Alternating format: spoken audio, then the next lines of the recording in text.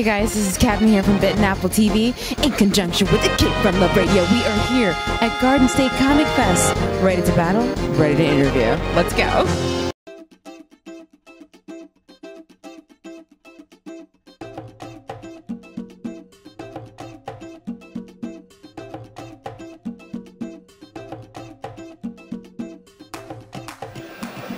Hey guys, this is Catherine here from Bitten Apple TV in conjunction with It Came From The Radio. We are here down at Garden State Comic Fest. Now, of course, I cannot get away from Source Print. Now, I've been at this booth for a while now.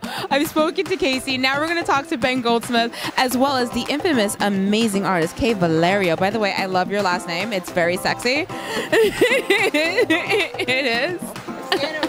It sounds like a very legit old-timey artist, like very Italian, like Renaissance-y, and I'm like, it's not. No, it does. You're like, oh, who's this artwork by Valerio? You're like, oh. I would also smoke that cigar and be like, oh, this is a Valerio, you know. As you guys can see, this is exactly why I've been spending so much time here at this booth. Now, Seance Room is written by Ben Goldsmith here, and it has a really funky feel to it. Like, it reminds me of, you know, Dark Shadows, Twilight Zone, but I need you guys to learn a lot much more about this book and find out about her style of drawing and how everything came together. So, Ben?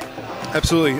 Thank you so much. By the way, you're amazing with names. Yeah. Look at it. Because, no, she really is, and I hope everyone appreciates that at home, because we get interviewed and people will be like, I'm here with the amazing... You know what I mean? Like, all the time. So we wrote this book. It's essentially what happens is there's a gentleman who owns a mansion, and in that mansion 6 ghosts are trapped. Now what would happen is you'd enter the mansion, and one of those 6 ghosts would come to life and force you to face your deepest fear or secret. Now that's essentially the thing. Every issue is a complete one-shot story, just like an episode of The Twilight Zone. Different ghost, different person, different psychological torment. So that's essentially how it is. I can't tell you any more than that, because that's, you know, you gotta pay for that information. So Valerio, so if you were staying at that house, which ghost do you think would come out for you? I'll show the ghosts. I want to know the answer to this. It would probably be time. Time would come back at me, yeah. Time is not on your side. Yeah. And you running out of time, never on time. Honey, aren't we all? And Ben? Fortune and luck. Yeah. I don't go gambling because I literally never win. I'm the worst at it. Yeah. The only time I ever $20 in a machine once, hit the wrong button, and it was all gone. I was like, I'm done. That was my budget, and it's gone. One click. It was a slot machine. It was just like a penny slot machine, and it just like everything all at once. I was just like, boop, done. Oh, all right. Game over, flat out. Yeah, so it wasn't like a soda machine. It wasn't like you were out 6 surges or anything. Like, you were good. Wrong button, it was all gone. Oh my God. I learned the hard way.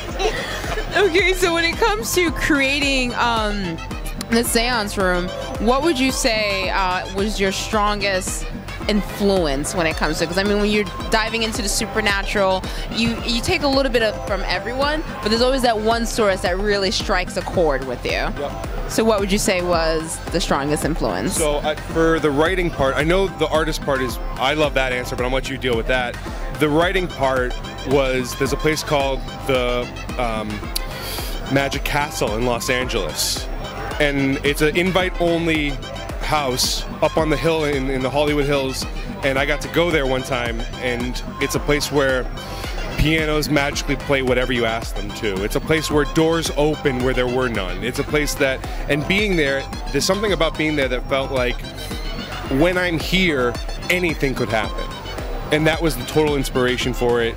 And then each issue is just about whatever human element I'm dealing with at the time. But yeah, look up, it's really cool. Look up the Haunted Mansion, or the Magic Castle in Los Angeles. It's a very cool thing. I want to go. That's going to be our next episode, hopefully. And for your inspiration when it comes to the art, which is intense and it really like takes me back.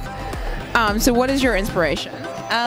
Well, I've always loved like Art Deco, Art Nouveau, the very like classic kind of deco inkers like Gibson and Aubrey Beardsley. Like, so as far as inking goes, I like that style. But what I've tried to combine it with is some of my own like painterly techniques. So like, there's a lot of ink washes, a lot of heavy blacks, but there's still like a bit of an airiness to it. And I've always made really moody work, so I felt like this fit into that realm perfectly, because I've always liked deep reds and blues and just things that are very like just haunting but still really beautiful at the same time, you know? And so the Art Deco, all that stuff, and then just like the classic Magician's posters. So I'm hoping to make the covers kind of look like that. I don't know how far I want to take it, but I definitely want there to be like this very kind of iconic look to them. Like, you already have these gold fingernails grabbing this guy's throat, you know? So I want every cover is going to have red, black, violet, gold on it, just in different ways. And it's always going to be that gold, those gold nails and the main character.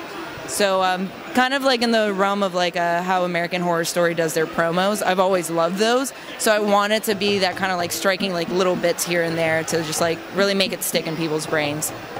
I think you're doing an excellent job of it, because I was walking by and I'm like, ooh, what's that? And I like the fact that the artwork, it's intense and it sort of pulls you in. And I do think it matches what he's writing, just because, you know, you're following in what's human nature at its best. And I think that covers it all.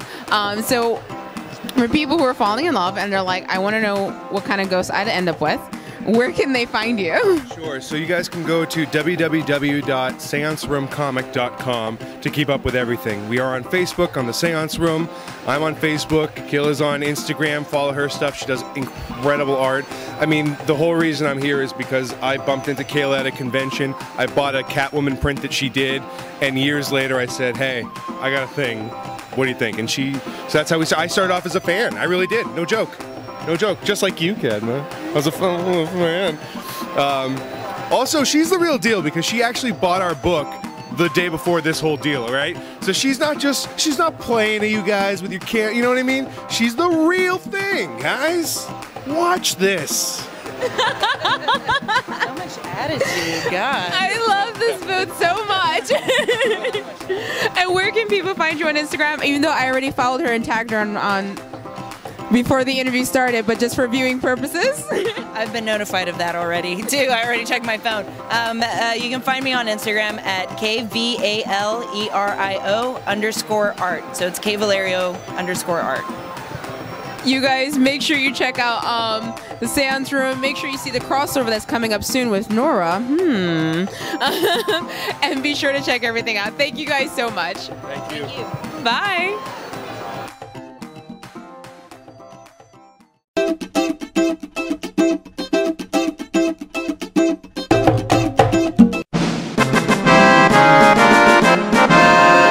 Victory.